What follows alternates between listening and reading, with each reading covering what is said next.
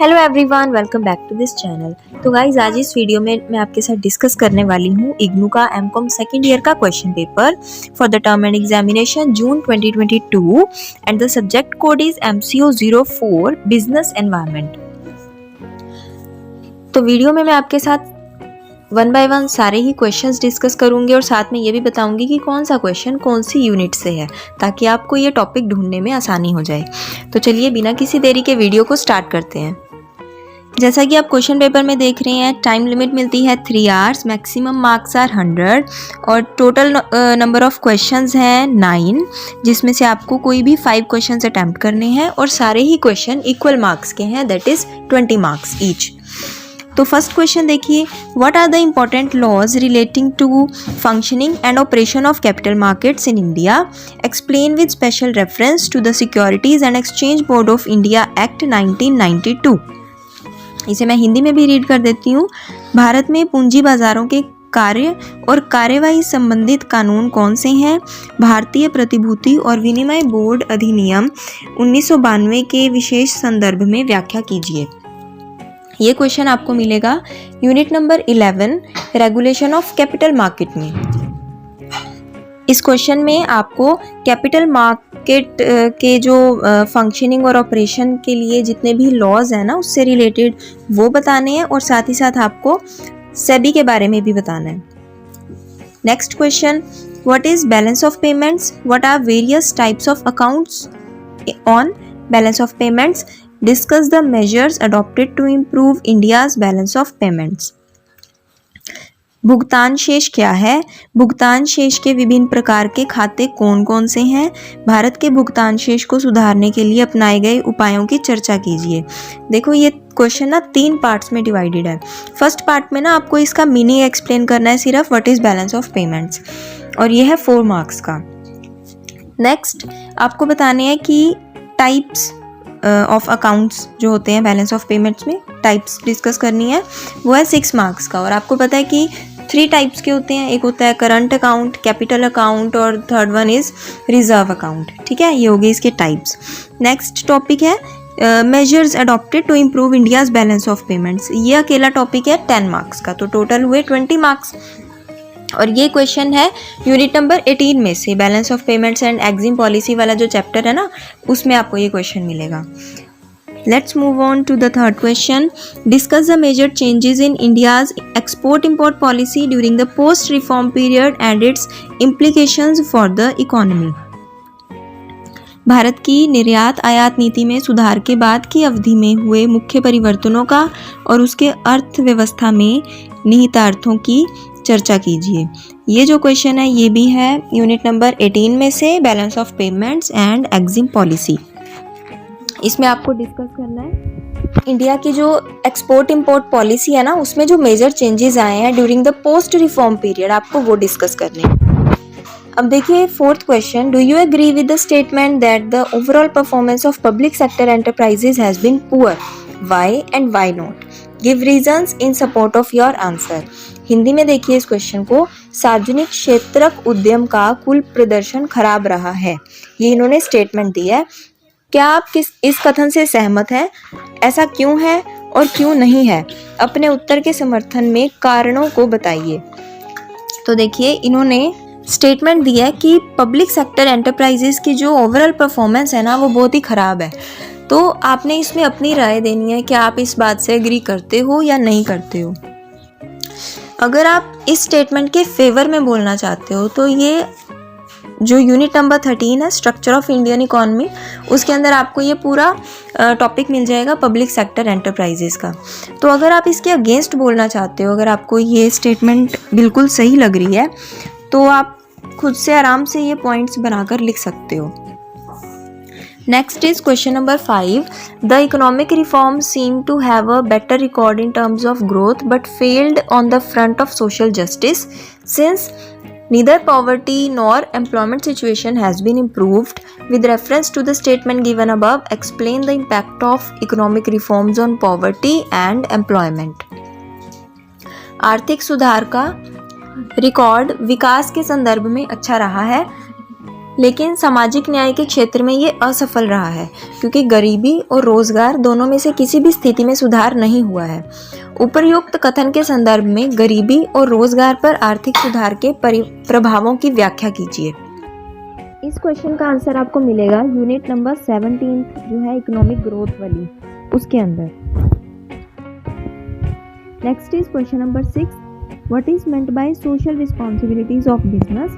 Discuss the views in favor of and against social responsibilities of business.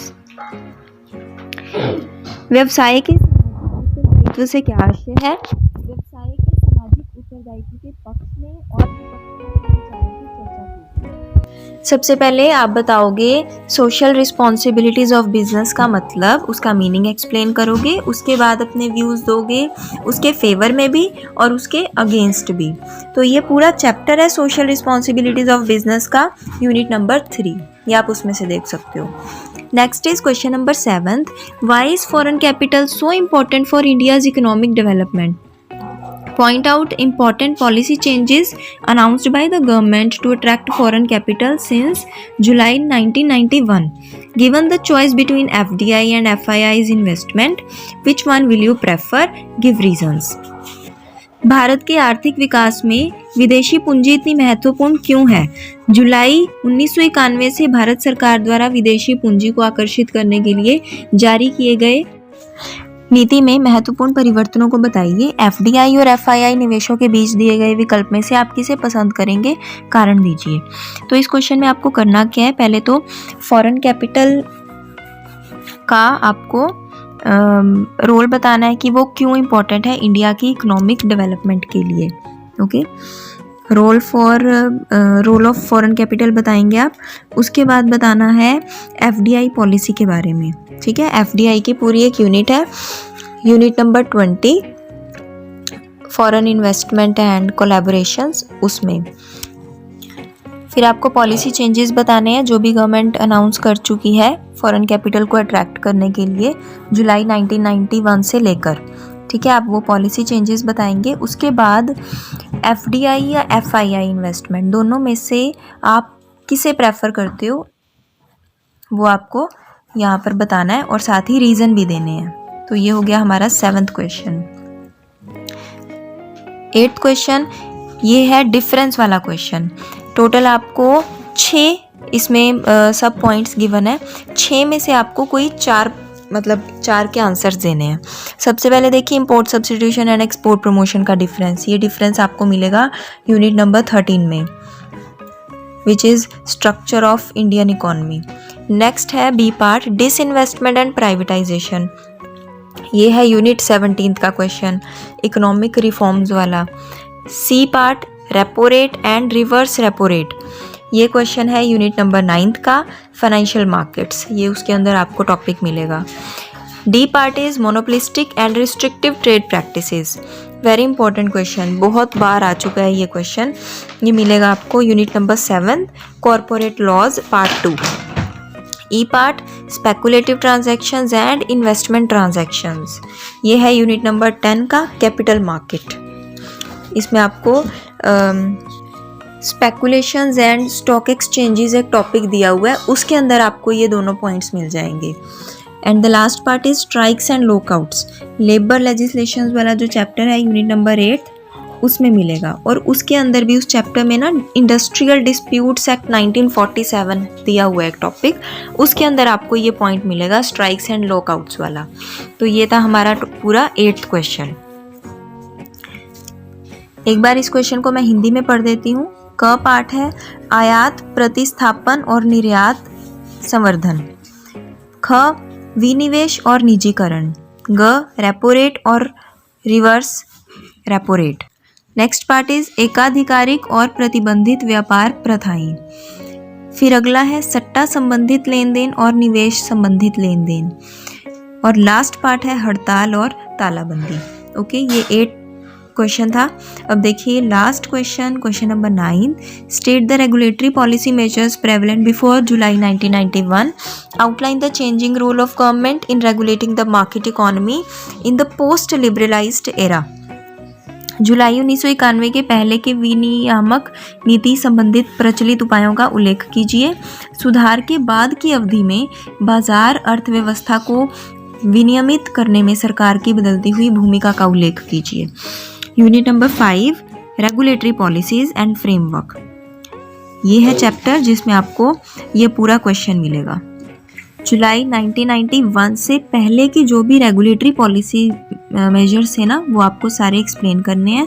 उसके बाद जो government का changing role है पोस्ट लिबरलाइज्ड एरा में मार्केट इकोनॉमी को रेगुलेट करने के लिए, आपको वो चेंजिंग रोल एक्सप्लेन करना है। तो ये थे हमारे टोटल 9 क्वेश्चंस। आई होप आपको पता चल गया हो कि कौन सा क्वेश्चन कौन सी यूनिट में से था, और ये समझ में आ गई हो कि क्या क्या टॉपिक्स इंपॉर्टेंट हो सकते हैं। और सारी ही यूनिट्स में ना बीच बीच में जो आप इसकी हर एक चैप्टर की जो बैक एक्सरसाइज देखते हो, जो क्वेश्चंस इन्होंने दिए होते हैं, वो ज़रूर एक बार देखा करो। बहुत से क्वेश्चंस इन्होंने वहाँ से लिए होते हैं, और इसमें जितने भी डिफरेंस वाले क्वेश्चंस हैं ये आप ज़रूर एक बार रिवाइज किया करो, क्योंकि इसमें काफ़ी डिफरेंस वाले क्वेश्चंस भी आते हैं। सो आई होप ये वीडियो आपके लिए हेल्पफुल रही होगी। अगर वीडियो अच्छी लगी है तो इसे लाइक और शेयर कीजिए, और चैनल को सब्सक्राइब कीजिए और इसी तरह की वीडियोस देखने के लिए। And thanks for watching.